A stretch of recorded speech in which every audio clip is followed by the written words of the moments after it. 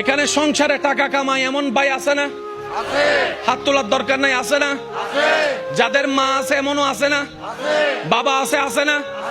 আমার একটা আবদার মনে রাখবেন, আপনার মা বাবা যদি আপনার টাকা দিয়ে ওনাদের পেট চলে, যেটা আমাদের সমাজে বলে আর কি, আপনি চালান, আপনি খাওয়ান, এমন যদি হয়, এই কথা কখনো চিন্তায় আনবেন না আমি আমার মারে খাওয়াই, এই কথা চিন্তায় আনবেন না আমি আমার বাবাকে খাওয়াই, বরং ওনাদের উসিলায় আল্লাহ আপনাকে কামানোর তৌফিক দান করেছে।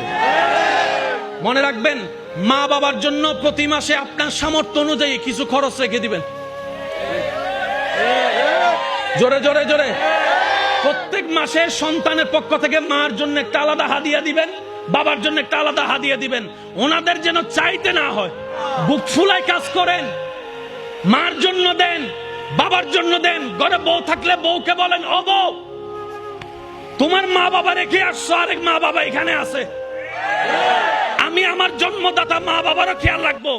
ওই মা বাবার কারণে যে তোমাকে পেয়েছি, ওই মা বাবারও খেয়াল রাখার চেষ্টা করব। সত্যি করে বলেন, সংসার আর অশান্তি